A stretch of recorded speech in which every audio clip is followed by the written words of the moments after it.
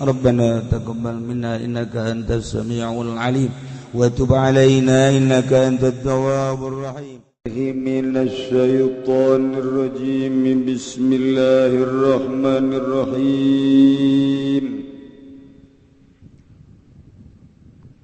Abdurrahman ibni Abi Laila ngariwayatkan ingsun saking Ki Abdurrahman kang putra lanang Ki Abi Laila radhiyallahu anhu muga-muga nilar pendosa Allah anhu saking Abdurrahman qala ala wajabi Abdurrahman kana Zaid bin Arqam nasabaki Zaid kang putra lanang Ki Arqam yukabbiru ikut takbir ya Zaid ala janaizina ngastasa birang-birang janazah ingsun sadaya arba'aning papat wa innahu lan saduhuna Zaid kabbara ikut takbir ya Zaid ala janazah bini atas janazah khamsaning lima fasaiduhu makana koningsun huing Zaid faqala maka ngucap Zaid kana Rasulullah nasabakan jeng Rasulullah sallallahu alaihi wasallam yukabbiruha ikut takbir ya kanjeng Rasulullah ing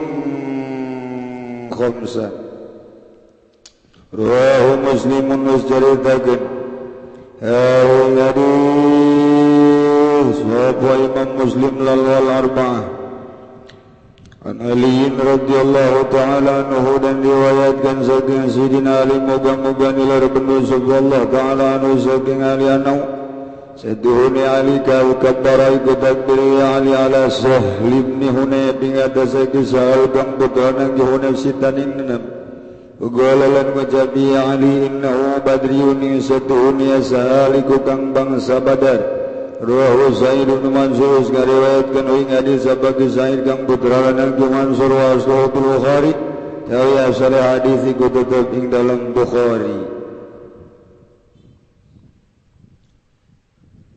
diriwayatkan tiki Abdurrahman bin Abi Laila radhiyallahu anhu mun ka Kanjeng Rasul sallallahu alaihi wasallam mun ka para wali qaddasallahu sirrah lamun ka ulama rahimahumullah wa radhiyallahu anhu lamun ka tukang main bola mah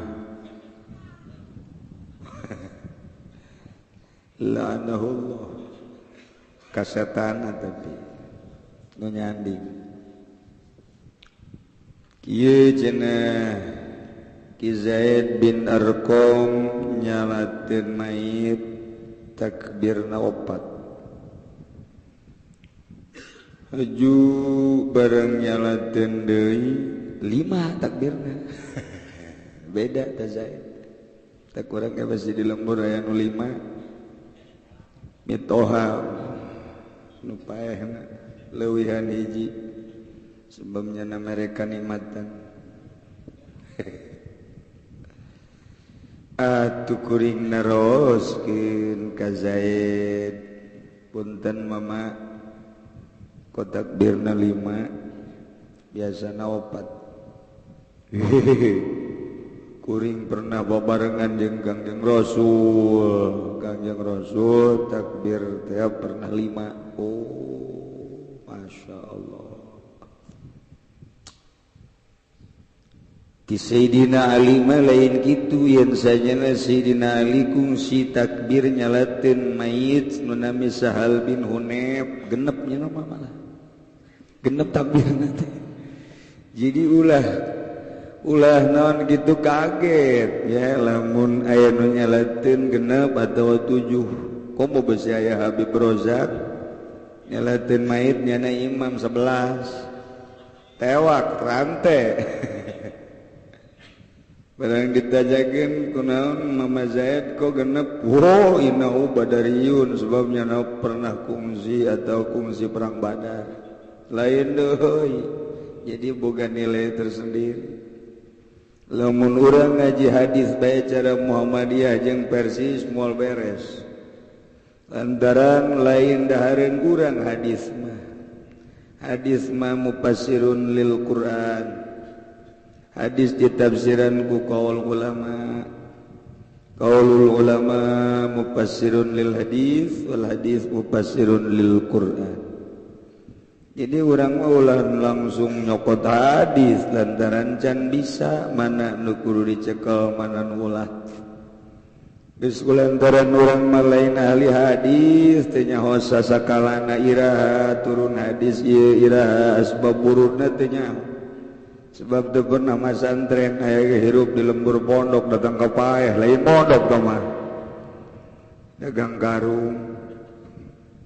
Jadi lamun mondok mah masantren ngaranna nyahong ke bakal.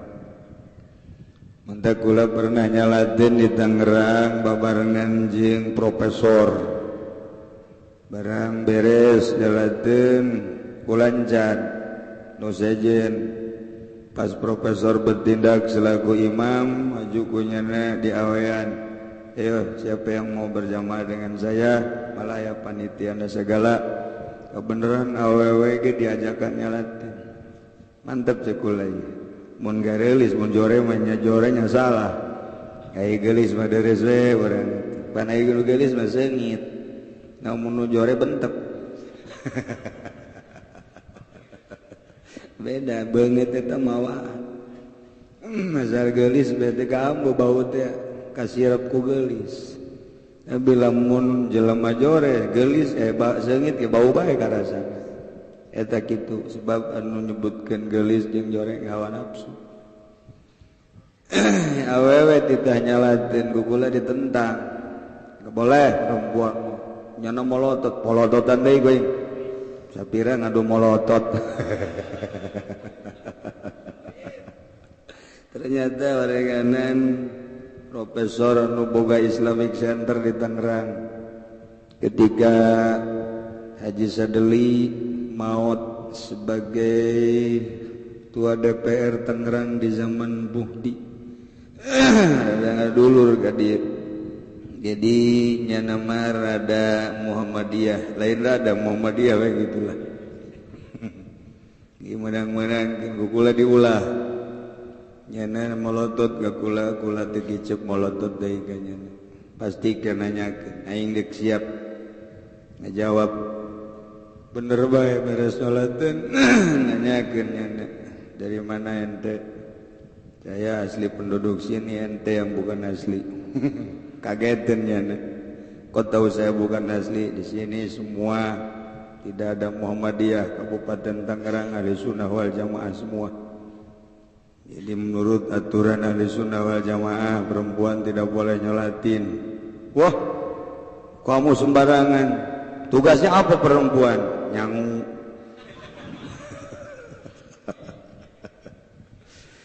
Luar biasa kita pertanyaan anda. Saya pengen ngobrol dengan anda 4 mata. Gak usah 4 mata, 1000 mata. Siap? Gak usah. Marahnya nak. Aja yang dimarahan gue nyana. Itulah Profesor Dr. Adnan Nasution. Nama saya, anda tahu nama saya Nasution. Gak tahu saya, makanya saya berani gak tahu. Kalau tahu gak berani saya. Nyana tepen dia jeneng meureun terus bae. Atuh aing mah lembur aing ngana. Sanduk ngusir ka aing. Sia diusir ku aing. Geus teu terjadi nanaon sakali deui kapanggih deui di Tangerang. Nyolateun seorang kontraktor. Ya kontraktor ge paeh bae aja. Sugan teh kontraktor oban deuk aya malaikat dibawakeun beko ku nyana. Jan teh paeh bae kapanggih deui jeung nyana. Cekula sasalaman sopan, juga ajakan ngobrol. Cekula ngobrolnya mending di rumah saya aja, nggak usah di mana-mana, tenang. Di rumah saya mah banyak kue, cekula jadi enak nanti sambil. Teka dia dengan ngutus minantu nak dia ternyata selesai hiji minantuna masih dulur kula kene, ayeuna ngobrol. Ngobrol mengenai nyolatin jenazah tadi Nabi, kan dulu waktu disolatin perempuan juga pada nyolatin. Cekula memang bilangin ke sono ke Profesor Nasution, dia pernah ikut enggak nyolatin waktu zaman Nabi? Enggak, kan itu kan ada dalam hadisnya. Setelah menemukan hadis pernah nggak dimusyawarahkan dengan syaiton pernah nggak dimuktamarkan sekulat ya mana yang harus dipakai dan mana yang tidak boleh dipakai. Iyalah kukula dijawab pas kabaran kula inget dari tetes ngaji hadis di Bandung ketika cek guru awal-awal baheula Kangjeng Rasul nyalatin pernah 6 kali rakaatna, pernah 5 kali, pernah 4 kali, tetapi setelah eta terus kadina 4 baik, maka diputuslah oleh seluruh sahabat khulafaur rasyidin akhir-akhir kadina Kangjeng 4 baik, diputuslah oleh para khulafaur rasyidin 4 saja. Maka diambil dari hukum tersebut Imam Syafi'i menyatakan 4. Andai kata ada imam yang takbir 5 jangan diikutin, pasti golkar dia kajian. Imam nanti beres. Kukula didongengkeun. Nah, di zaman Kangjeng Nabi lain dengan kita, ada khususiat dijelaskan kunyana. Coba tolong, kalau kita mengambil hadis sembarangan nanti nggak puguh. Wah, iya keluar ya puguh ya, nggak puguh. Nggak puguh patokan, jadi nggak bagus itu. Terus sampaikan ke sono, kalau mau tinggal di Tangerang harus bermazhab. Sayangnya cobanya bermazhab apa ente datang ke maut. Cuman nyana sangat menghargai. Sangat menghargai sebab sepanjang hidupnya tu pernah hayan wani cek nyana negor kanyana iwal tikula. Tuh mah teu wauh juga na. Mun wauh mah teh embung nya profesor deui, nya doktor. Lah kadang-kadang profesor ya kabaringer. Doktor kabaringer.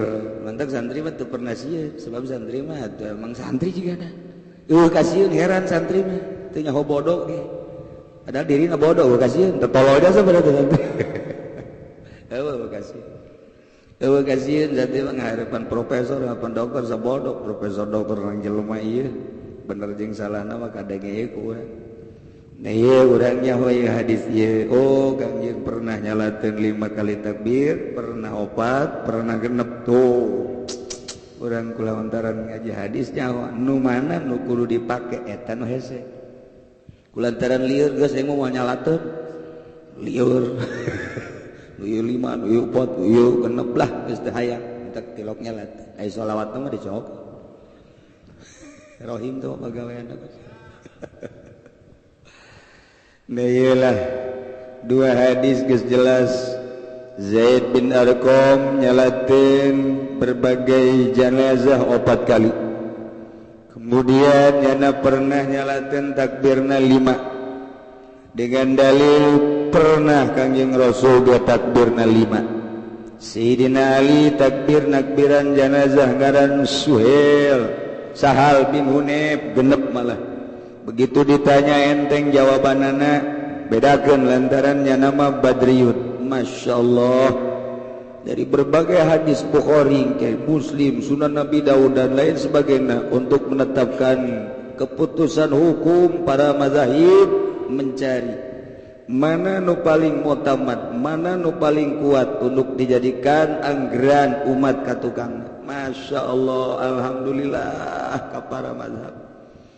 Ialah hasil dari payah pemikiran manehanana kurang bisa dinikmati cacak-cacak manehanana ambalaya hukum. Mantap bahara luar biasa orang bersyukur lantarannya geus menuangkan seluruh kekuatan dan mimiti waktu pikiran jeung ilmu tanagana dituangkeun bagai ijtihad balul wus'i gerahkeun seluruh tenaga urang kuari menikmatina. Tinggal di dalam dek nuturkeun mana dek nuturkeun Syafi'i tinggal tiangan bae Mas Syafi'i di mana tuturkeun ku sia Syafi'i. Ieu mah Imam Syafi'i mazhab Imam Syafi'i. Ada ka mazhab Hanafi maka ada ka mazhab Maliki haek bae nu penting jelas. Mandak Muhammadiyah teu jelas lantaran teu boga mazhabnya. Lamun urang ayeuna nutur-nutur Muhammadiyah kabalingan. Bejakeun ka Muhammadiyah. Eueuh ti Kangjeng Rasul Al-Qur'an ge di zaman Kangjeng Rasul mancan dikitabkeun. Encan ditulis Quran zaman Kangjeng Rasul teh. Bid'ah teh. Sayyidina Abu Bakar menentang Quran teh di Quran kan ditulis. Tetapi pemikiran Sayyidina Umar andai kata ieu diantepkeun jelema nu talar Quran bakal mararaot kumaha ke ti tahun 2012. Mah paling ge kulhu doang nu talar teh kulhu doang jeung kuliah. Ku ari ge aya Quran eta bae. Kuliah dan kulhu baik maghrib kuliah kulhu isya kuliah kulhu subuh kuliah kulhu zuhur komo zuhur mah teu kadang itu maca surat asar kitu kene mantak malaikat teriweun asal salat pasti kuliah pasti kulhu cek malaikat enteng ya tuh nya mantak ge lamun urang teu make mazhab lieur nyin bae atuh mazhab urang sorangan silahkan syaratna asal menguasai malakat 12 fan. Lamun urang mampu 12 fan nyin sorangan silahkan. Boga mazhab sorangan ngaijtihad sorangan. Batur nuturkeun silahkan. Ngan geus ditasih nu mudawan dari 11 bahkan lebih hanya 4 mazhab. Termasuk Imam Ghazali Ghair Mudawwan, Imam Ahmad Ghair Mudawwan, Isya Abdul Qadir Al-Jailani ngarang kitab Ghair Mudawwan. Gunyahna mencakup kana fikih, tasawuf dan tauhid tapi tetap Ghair Mudawwan. Nu mudawwan mah nu diakui hanya 4 sakitu bae. Iyalah nyaritakeun masalah kitu nyalateun ternyata awal-awal makan jeung Nabi ge genep. Pernah 5, pernah 4, ke 5 deui, ke genep, ngan akhir-akhirna kadiekeun terus opat diijtihadlah ku para ulama. Al-ma'nal ijmali wallahu a'lam.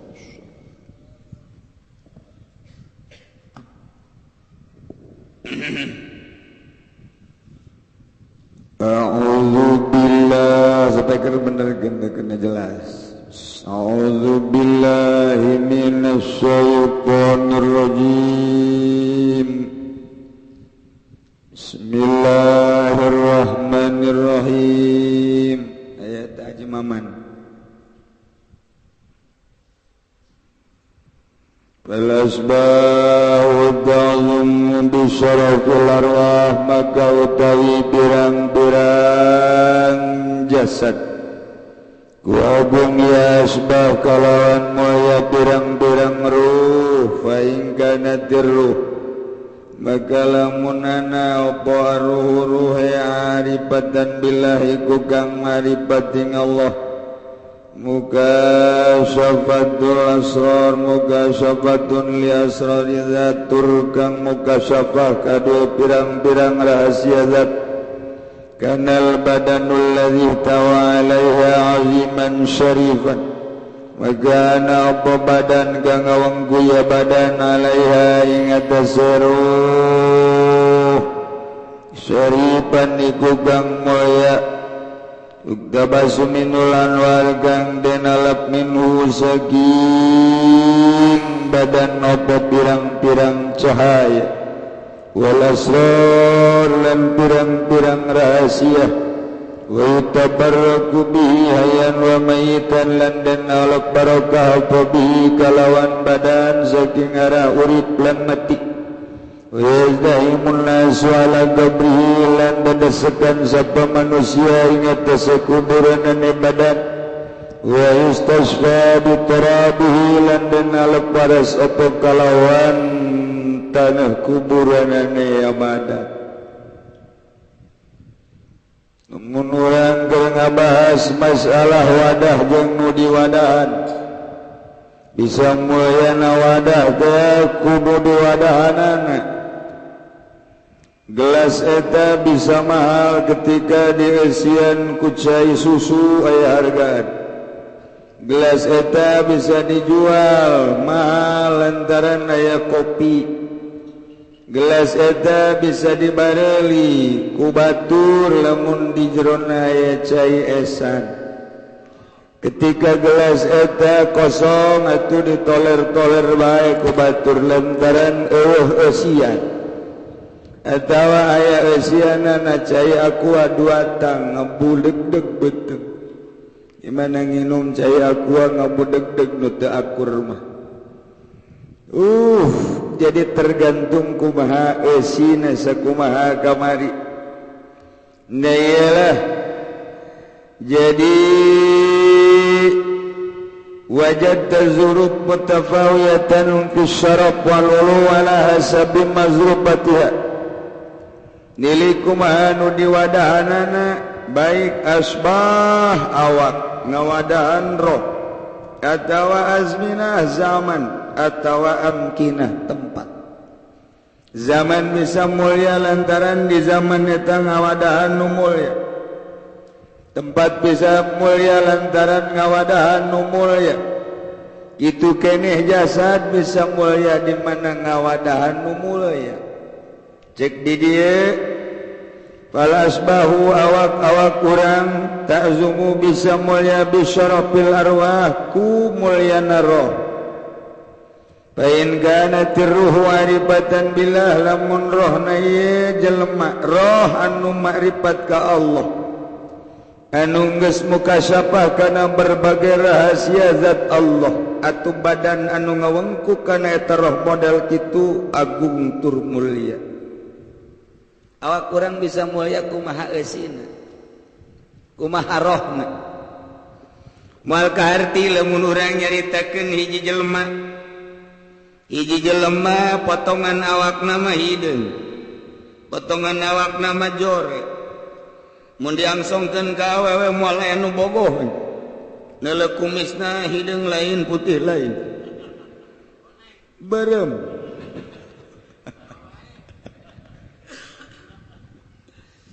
Yang songkeun boro-boro ka parawan garang-dang ge nyeunang ngajebian teu laku.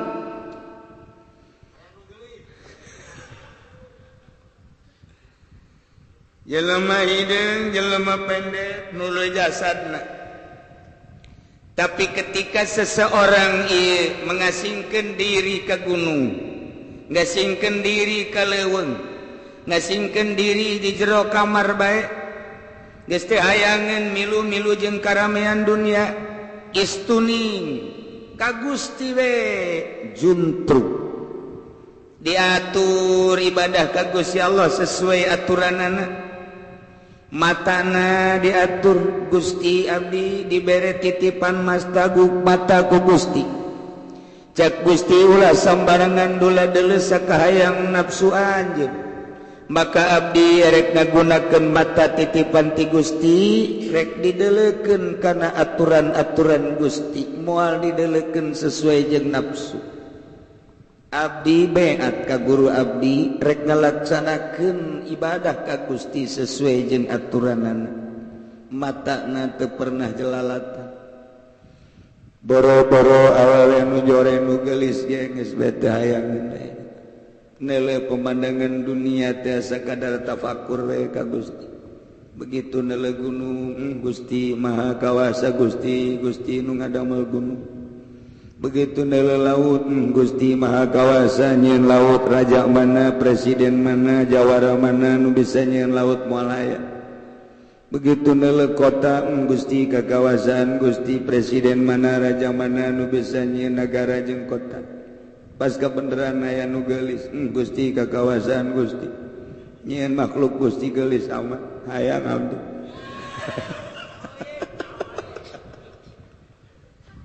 aduh cak Gusti sia suka entung-tung kitu apaan hayang ngeunang Gusti sebenarnya mah abdi hayang jasa ngan teu nyambung aya abdi hayang jasa nyanan teu jasa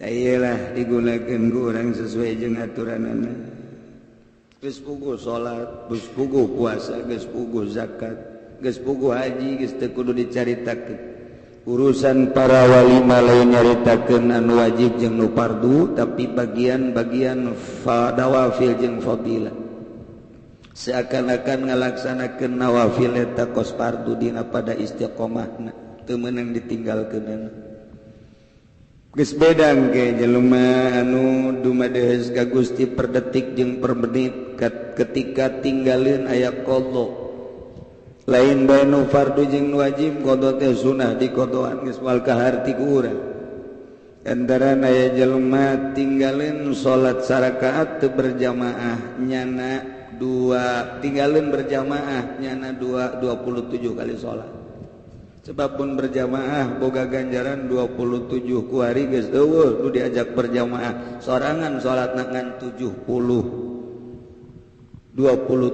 kali salat saha jelemana anu bisa nambalan kos kitu kugu urang mah hiji ge eungap hampir henteu ieu wali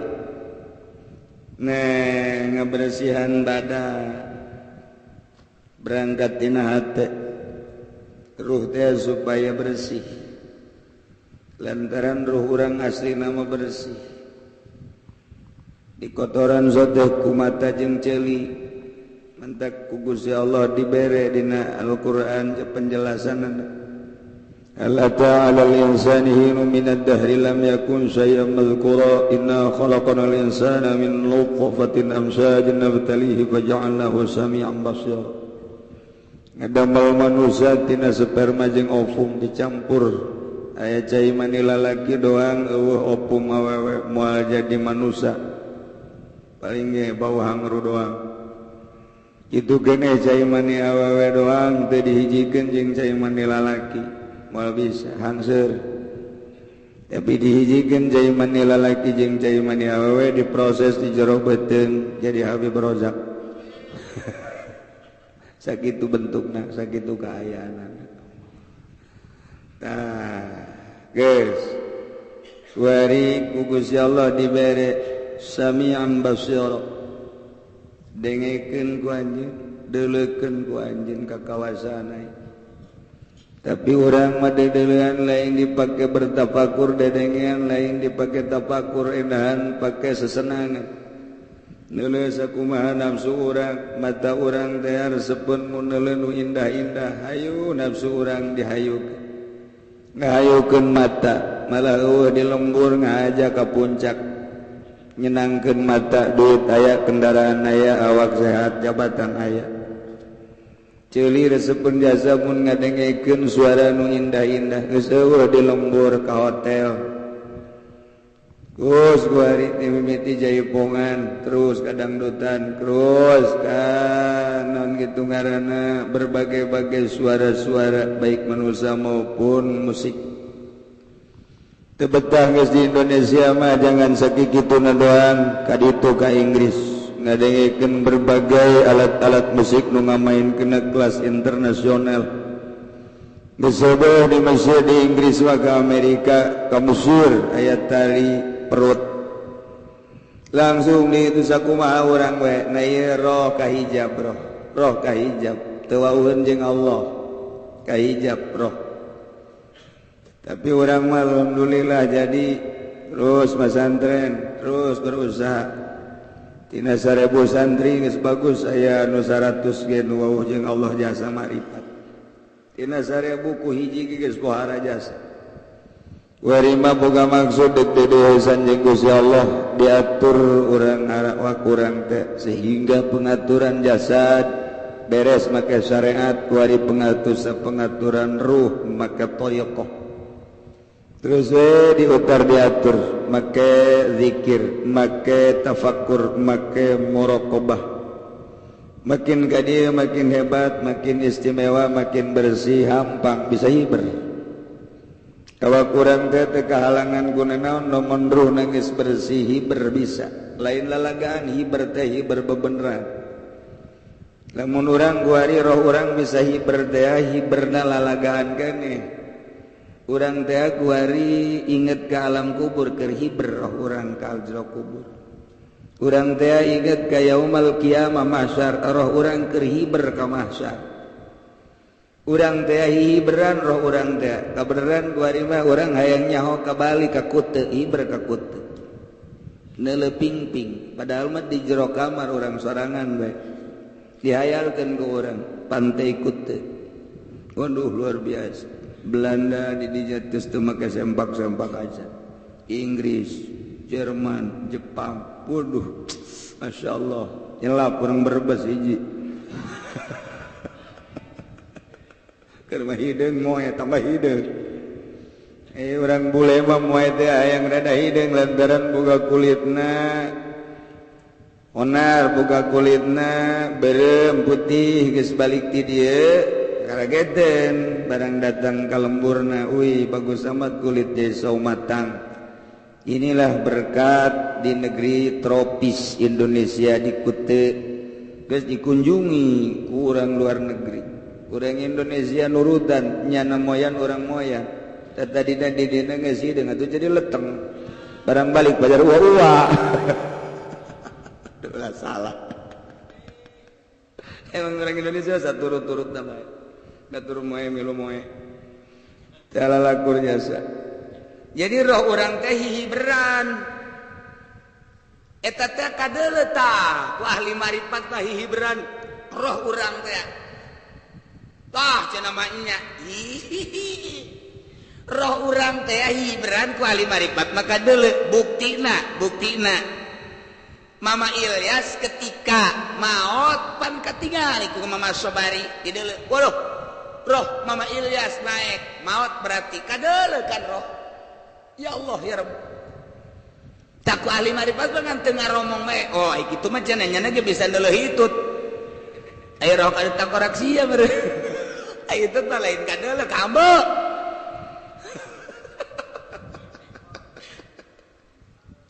Roh teh kadeuleu. Tah eta urang lamun geus caritakeun kos kitu rek percaya rek henteu. Rek percaya rek henteu kitulah. Madak para wali-wali Allah teh para wali Allah bisa deuleu. Tah kadinya rek percaya rek henteu nu mantap ge. Iwati jelema nu ngarasakeun lah kana salat leungeunna. Iwati jelema nu ngarasakeun lah kana rahasia-rahasia Allah nu geus disingkapkeun ku Allah dengan kata mukasafah. Mukasafah teh disingkapkeun jadi kadeuleu. Urang awewe dibungkus teh kadeuleu begitu disingkapkeun rokna euy. Kadeuleu. Barang disingkapkeun masyaallah. Ternyata hutan belantara.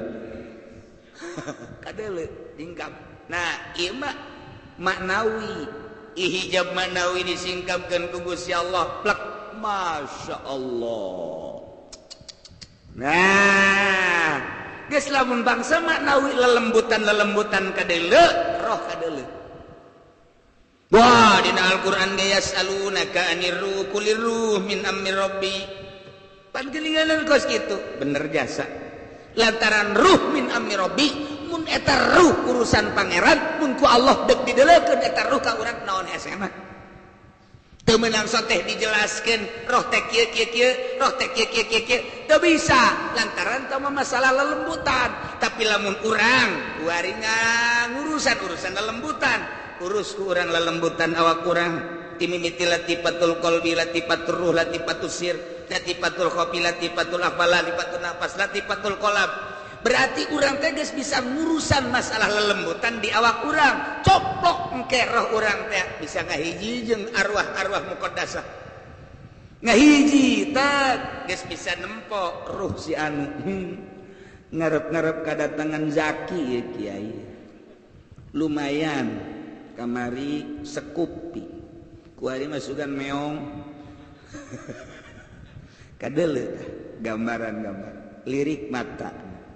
Celina wah maknya percaya teu percaya geus kos kitu bae tah mah deuk percaya kajeun henteu kajeun ieu mah keur nyaritakeun dunia batur dunia nu hese jasa ruh teh diolah kumaha carana teh ngolah ruh berangkat ti awak heula lantaran urang ayeuna aya di alam nasut alam khalqu alam pinuh kelalagaan, alam pinuh permaksiatan, alam pinuh pohoan.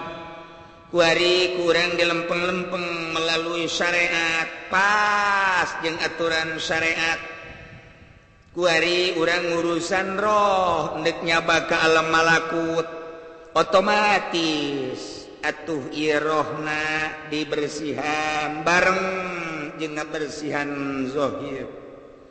Canggeus sasetik-setik dibersihan ruh tina panyakitna ujub takabur ria hubul jah hubur riasa hubul mal hubul dunia eta teh kudu dibersihan tambahan ku ari tina hub-hubna kudu cinta ka Allah, cinta ka Rasulullah. Terus nu mana nu kudu ditenden, nu mana kudu dipicen, beres urang bisa. Bisa. Engke bakal robah sorangan, urang teh teu hayang ke kana dunia. Awalna mah dipaksakeun, kabelah ditu nama teu hayang. Bisa jadi teu hayang, endek naon atuh lantaran dunia ieu fana. Kuari ku urang diudag-udag isuk pageto bakal ditinggalkeun, rugi amat ke di akhirat. Roh urang heulana bakal disidang ku Gusti Allah. Langsung teh isin amat lamun urang ngudag-udag dunia komo make ayat. Tah mulai ijid kana dunia teh, geuleuh kana dunia. Naon kitu ngaranna kitu jariji kana dunia teh. Embung sama sekali. Geus embung we kana dunia teh indah roh jeung Allah. Ketika zikir leng, ketika maca Quran leng, asa ngobrol jeung Allah, asa munajat jeung Allah. Selalu kuari bau ngambe jelema teh bau. Ngambe omongan jelema teh bau, embung jeung jelema. Percis kos Kangjeng Nabi Musa. Ketika Kangjeng Nabi Musa mantas di Gunung Tursina, terus kalembur embung ngomong, embung neuleuh lantaran neuleuh jelema teh sato kabeh, bau kabeh. Andai kata teh dicagerkeun ku Gusti Allah, atuh geus Kangjeng Nabi Musa teh moal bisa berhadapan, moal bisa nyampaikan ke masyarakat. Cabut deui nu eta na ku Gusti tak balik deui, ja biasa deui. Setelah ngobrol jeung Gusti Allah, ngomong mukalamah jeung Gusti Allah, can dicabut ku Gusti Allah eta na kebersihan jiwa Kangjeng Nabi Musa. Kangjeng Nabi Musa teh embungeun neuleuh jelema, embung neuleuh alam perem, tapi teu nyasar. Itulah keistimewaan Kangjeng Nabi Musa waktu can dicabut. Ketika geus dicabut biasa deui Kangjeng Nabi Musa.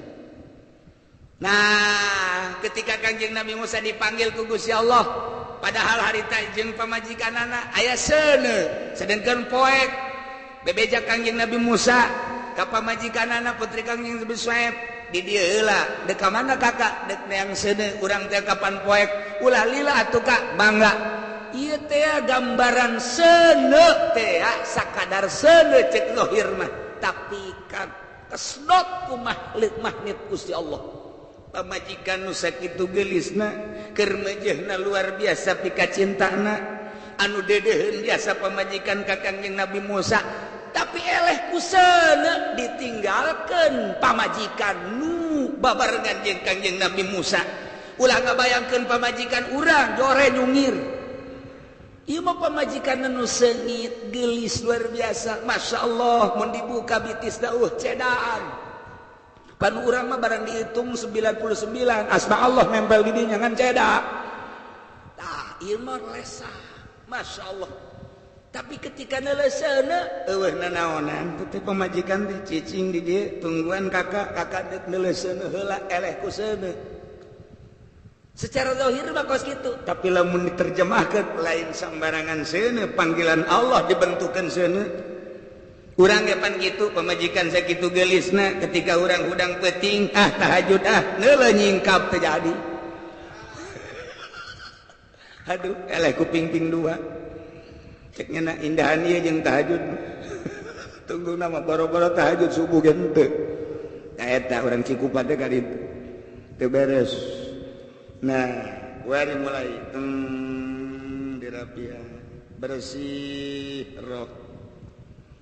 Orang kampungna geus ngarobrolkeun. Ai Zaid ka mana nya geus lila teu kapanggih. Bejana nyana di Gunung Karang. Keur naon jajepi bae. Rindu asana manusia sekitarna geus rindu ka Ki Zaid. Yuk urang teang yuk. Yuk, urang teh yuk. Ye, depan kudu make mobil. Nyewa yuk, nyewa. Nyewa mobil sanggup titah usaha hanya sekedar deuk neuleuh Ki Zaid di luhur Gunung Karang. Sanggup.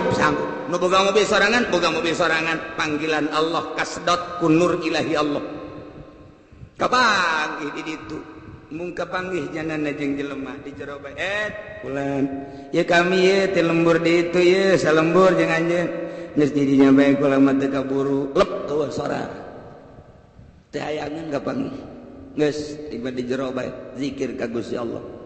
Allah balik di ditu bebeja ka orang lembur aya sorana doang budak aing teu kapanggih jeung jelemana cek nu ngadenge aing panasara amat yuk urang ka ditu burang ka ditu kadenge lah suarana terus ambalaya dengan sendirina gerak Allah lantaran di dituna aya nu cinta ka Allah abring-abringan ka ditu bari jeung teu kapanggih jeung senang bae neuleuh lawangna doang geus pohara. Padahal lawang naga di wieuna ngantina awi naga geus lain awi normal tapi luar biasa indah jasa komo ngadenge sora komo bari jeung aya mah kadeuleu pohara jasa tah eta teh jelema geus dipake karindu ku manusia nyanana teu rindueun ka manusia rinduna hanya ka Gusti Allah doang mahal geus tah ketika nyana ngadoa mustajab da'wat ketika nyana ceramah memberikan mauizah nyelesep ketika manehanana nyaritakeun bahwa dunia hina nempel lantaran dirina geus hina kana dunia urang mah nu mantak ceramah terus bae teu nyurup nyanana can kasurupan ketika nyaritakeun dunia hina henteu ka urang sebab di dirina resep jasa dunia itu bae terus ieu mah geus murni jasa mantep jasad nu hideung teh tadi teu mandi geus sabulan ketika turun ka handap jelema luar biasa teu kaambe bau padahal bau teu kaambe bebejaran seungit bae seungit bagus kunaana teu kalimpudan ku cahaya ilahi tah wadahna hideung leteng pendek atawa kuru tapi nu di wadahna rohna mulia ahli Allah eta jasad wadah ka bawah mulia cicing di mana bae di lingkungan mana bae tetep dihormati tetep bae di mulia kajian teuing nya turunan Habib tapi tukang mabok Habib tinggal Habib embung kadatangan jelema baheula mah kadatangan Habib teh indah luar biasa di Arab tapi kuari aya nu ijideun keur mah teu nyaho kana kadar kehabiban di samping teu nyaho dirina mabok hate teu narima ruhani teu narima mulia tinggal mulia nang saha kitu ulah nyalahkeun Habib ulah nyalahkeun masyarakat salahkeunlah dirina teu wauheun jeung Allah lamun nyana dirina wauheun jeung Allah moal kudu hese kabeh ge ulah pangkat Habib pangkat cacah ujiana dimuliakeun lantaran wadah kumaha nu diwadahan goblok sia sasalaman ka aing cium tangan atuh mun aing kiai Pak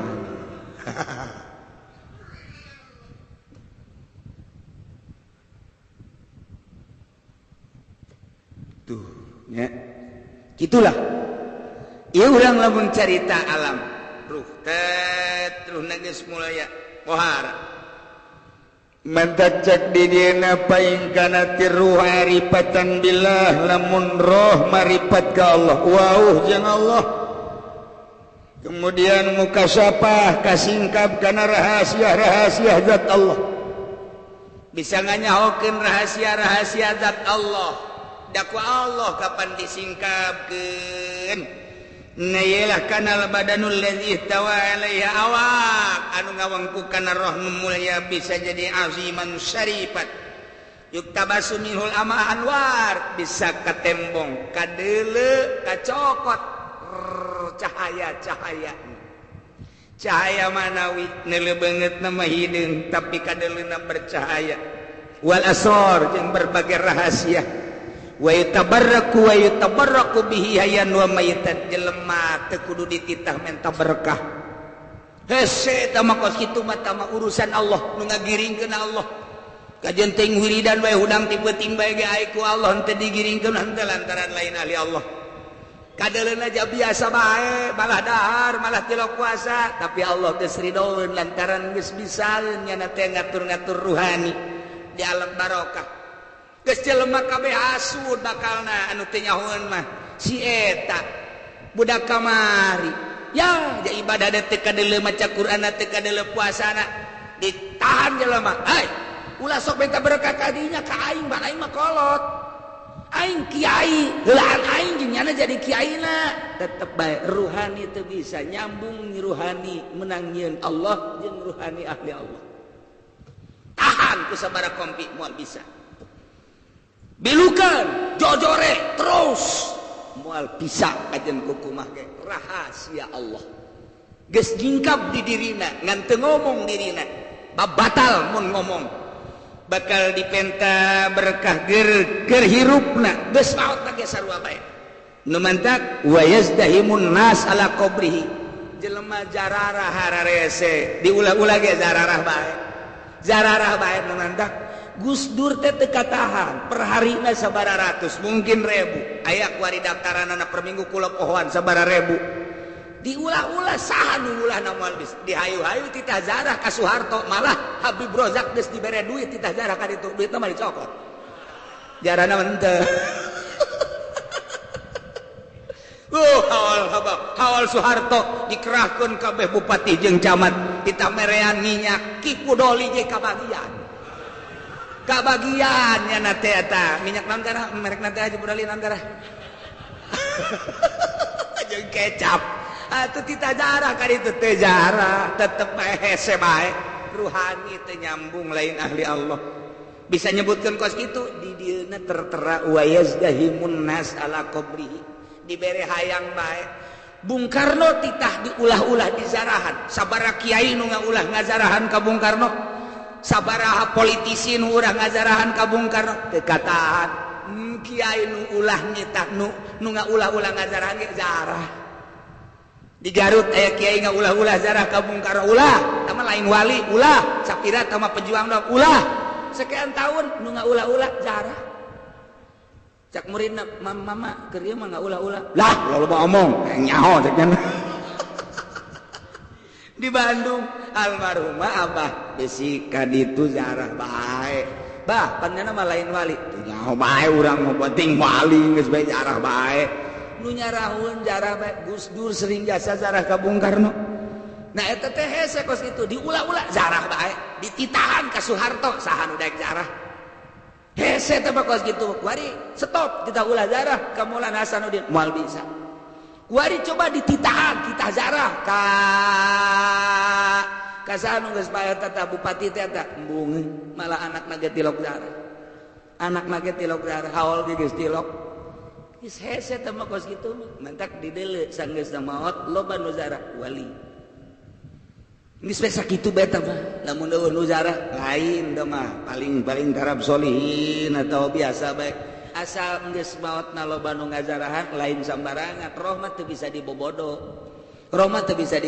diajakan urang zarah ka mana ka anu teu hayang aing zarah ka anu mun ka anu mah hayu ji zarah ka anu kitu dana sok aya keris ragag tuh beda kan keris ragag di dinya zarah ka wali mah motif keris motif batu zarah teh hayang di aku murid ieu mah dinya keur hirupna wau atawa keur teu wau ieu mah tugas maot ke janyana waktu maot ieu tugan be urang kadeulean kunyana lain sugan deh yakin ke di akhirat kunyana di awean ka dieu kudaon ieu peuneun masuk jarah tah urang teh aya kadinya tah secara gaib tah beda deui jeung zarah ka bangsa nu serem-serem kitu lain euy tah mah apa ujung-ujungna boga besok koneng yang naon ieu besok koneng lamun aya kunci di kitu gedong ngejetrek sorang lamun aya awewe embungan tohelkeun lamun tetep teu daekeun tojoskeun masyaallah demantak wa yustasba biturabi bisa dialep cager dialep waras turabna demantak sidina Ali ku Gusti Allah dirahasiakeun kuburanana mun andai kata dipendem beak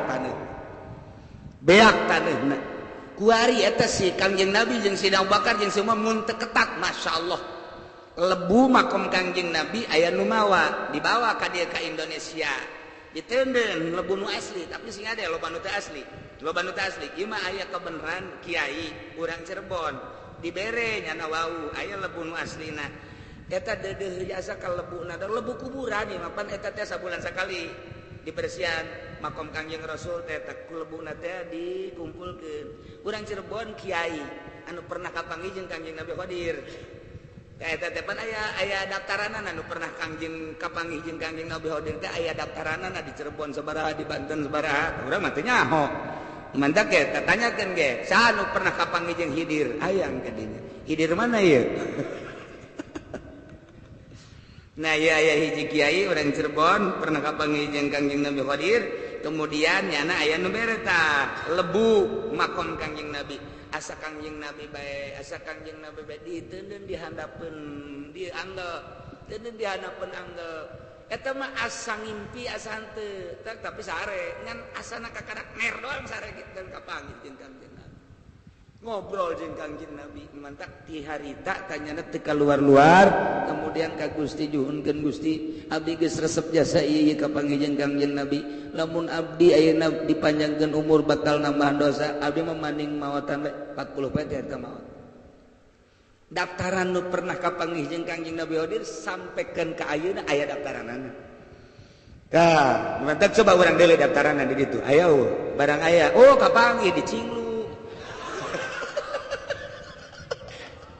itu mah jadi santri Korea atau apa tuh nah iya mah ala kadar secara global mun nyaritakeun roh ti aslina heula meresihan panyakitna moal kuat urang bakal lenglungan bakal sebab dimensi urang kalam itu bakal poho ka awak dicaritakeun ada doang ge dicaritakeun bakal poho ka awak sorangan urang lamun salat geus poho ka awak berarti urang teh leuwih mengutamakan roh urang mah kuari lantaran inget ka awak urang roh urang nu poho tamun urang kuari ngabahas roh we terus lalaunan teng tina berbagai latifah panyakit ieu piceunan bakal kieu panyakit ieu dipicen bakal kieu ngawujudna nu ieu dipicen bakal kieu pan eta teh bakal ngabentuk eueuh riaan bakal ieu eueuh ujub bakal kieu eueuh takabur bakal kieu nu mantak kanyahoan ieu kakarak setengah wali ieu setengah wali nu panyakitna anu kanyahoan teu ku ahlina mah lamun ieu geus tereh ye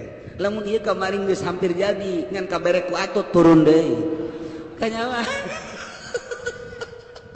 nah ieulah ala kadar roh teh si jasad bisa mulia ketika rohna mulia mun rohna kamuliaanana sakitu jasad mulyana sakitu dengan kata singkat mun rohna arif billah ma'rifat khosohnya geus datang kahalatun iza wasala abdu sumia arifan billah wa jasa geus tersingkap rahasia-rahasia zat Allah kasimpulan nama wali we jasadna jadi mulia lantaran ngawadahan nu mulia urang kuari resep jasa kamaen cimplong roh urang teh resep jasa engke ngabaturna ge jeung nu si cimplong deui engke ngabatur teh jeung si eta deui bakal kapanggih urang nyambung woi engen cimplong gitu bener nyambung teh jeung eta urang atuh ngamain teh main remi teng urang ngobrolkeun remi si itu nyambung nun teu nyambung moal daekeun nyambung teh nu sok judi remi gaple eta di urang sok main kasino nyaon kasino Indro Dono ka nyambung deui jadi nyambung sah roh teh nyambungna jeung eta tadi kuari urang ngobrol jeung DPR mah nyambung moal nyambung disambung-sambungkeun ge moal nyambung tapi DPR jeung DPRD atuh nyambung we bulan arep ka mana urang ka Cianjur naon nempombe perbandingan ceknya nanti coba keluarkan modalnya sabaraha duit gitu nempombe untuk perbandingan ke bisa dikaji ku urang jang naon engke jang diterapkeun di lembur urang sabaraha juta ngamodalan DPR ka Cianjur deukeut baheula ulah ka luar negeri jam sekolah perbandingan untuk diterapkan kemajuan di satu daerah untuk di daerah yang tertinggal geus sabaraha ka Garut geus sabaraha juta puluh juta ka Cianjur sabaraha puluh juta mun hayang nyaho mah tah di DPR teh kos kitu tah ka Bandung ka Bali apa aya nu diterapkeun di daerah urang Tangerang eta teh sabaraha ratus juta teh ngamodalan tangkorak sia mun hayang nyaho mah ka Cianjur ka Cipanas ka Garut ka Tasikmalaya perbandingan jutaan teh emang deuk lain ngamajukeun negara deuk lalagaan doang mana nu bisa diterapkeun atuh di urang sugan atuh hayam pelung eueuh sugan atuh kitu naon ngaranna embe Garut eueuh embe Cianjur atuh eueuh tungtungna mah boro-boro ngurusan embe nu aya ge ka pondok ngadaharan bea santri. Marian santri. Kadang-kadang mah aya kieu model di pondok bae. Santri deuk dahar. Oh, mantep biasa. Aya kiai liwat pan ditinggalkeun ku nya tah. Aya embe kadinya. Pan aya embe mah teh nyaon ka kiai pan nya mah tuh. Atuh jadi diheula. Santri mah oplok. Tolol kos budak leutik atuh naon lumpat atuh. Atuh cek urang mah sieukkeun heula embena atawa soangna henteu. Henteu nya bela lompatan. Aju kiai nanang tumbe di hayang nyaho deui. Atuh bea ku embe. Oplok kabehan. Neker cerita urang urusan roh aya parantina, geus lamun urusan jasad aya parantina, baik pengurusan secara zahir maupun secara medis aya kitu keneh roh. Geus bakal kanyahoan mun eueuh panyakit ieu ngabentuk ieu, mun eueuh panyakit ieu ngabentuk ieu, mun eueuh panyakit ieu ngabentuk ieu, ngajadi ku ari bersih jasa kajahoan ku ahlina mah. Nu matak bisa ditegur ku guru mursyidna, sia. Kunaon? Sia tah pagawean sia. Teu anggeus lantaran dek dibentukeun model kitu teu anggeus bisa ditegor. Neangan guru mursyid eta lah nu hese anu bisa negor ketika urang salah. Ieu mah guru mursyid teh lain gitu. Sia kamari milih mana? Milih katut kan dibere duit sabaraha duit, kos tu marah teh. Dibere duit sabaraha duit sia? Pan sia murid aing. Ngan 20 juta. Aing kan 10. Ye. Cak murid. Ih engke dia tuh kula mangmentakeun. Hah? Aing teh kudu datang, penting pamentakeun. Jipan ieu guru jadi kieu kabalaingan. Nu mantek aya tah nu norekat di Pandegelang aju ngadukung atut. Ah, batal. Batal. Boro-boro dek jadi wali ngeunah ge moal teh kana ibadah salat teh. Teu ceuli datang ka ngeunah bae. Demi Allah moal. Maka demi Allah naon sebenarnya lantaran gangguan ruhani teu dipicieun. Teu ngabentu. Geus loyog leumpang lagi lain deui. Lamun jelema geus bersih leumpang lagi lain deui. Lain deui leumpang lagi kadeuleu. Teng diuk lagi lain deui. Lain deui bae pokona mah. Kos ku basi kiai. Atuh pokona mah nyaho sia mah aing ge jatuh nyaho. Kitulah keayaan roh jeung awak bisa mulia lantaran awak wadah mun ngawadahan roh di mana rohna ma'rifatullah wa rasul. Wallahu a'lam.